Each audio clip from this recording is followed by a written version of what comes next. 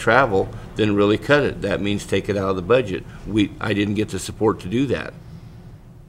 So, but if we're really serious about saving some money, I think that's an area we can do. I think, yes, you know, trainings and travel and going to these conventions is great and everything, but I think for, you know, if it's in the department's budget, they're going to go to these, because I mean, I get on a weekly basis probably no less than 10 conventions that I could go to, you know, inviting me to conventions.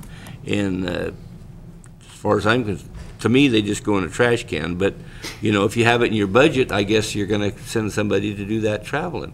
And so the only way to effectively do that is cut the travel, period.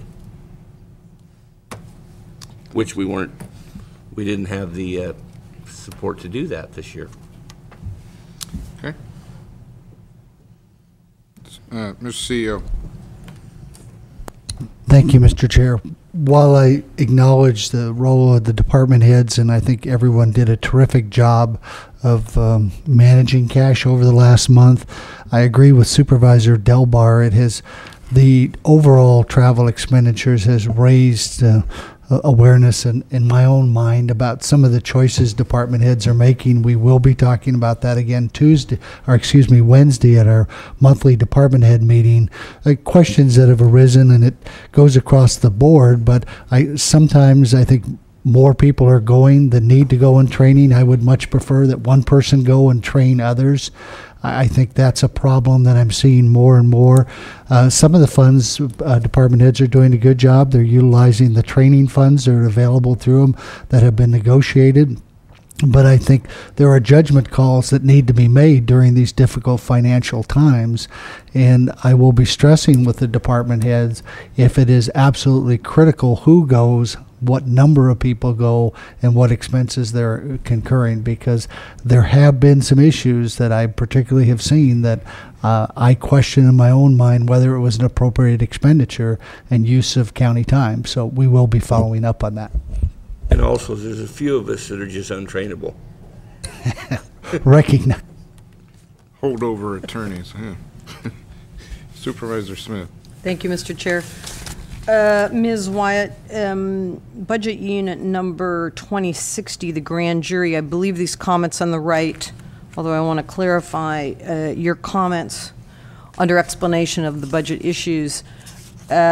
Is this accurate that the grand jury's transportation in county is at 59.8%, and this is in the first quarter?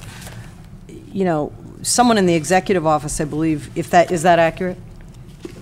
Okay, then I really believe someone at the executive level needs to be interfacing with the grand jury and the associated staff people there to curtail that, because it certainly would be noteworthy if the Board of Supervisors in-county travel was currently at 59.8%. I think we'd all be hearing about it. So, you know, that doesn't seem like it's on track with the amount budgeted, nor is office expenditures at 54.9 in the first quarter. So what's happening in that budget unit?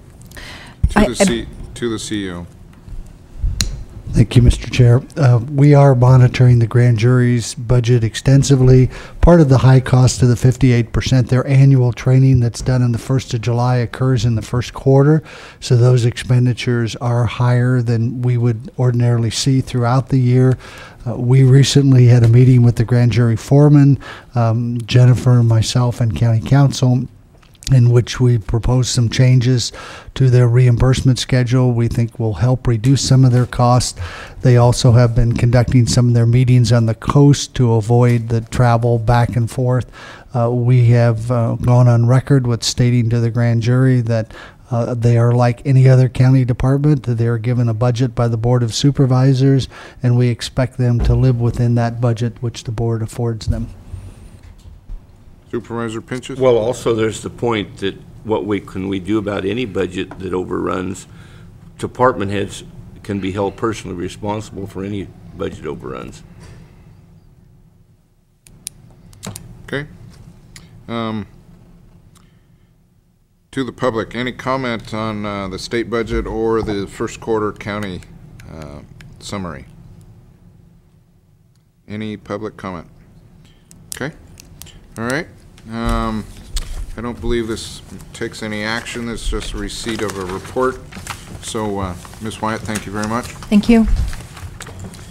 Moving to our second timed item at 9:30, 35 minutes past the hour of time.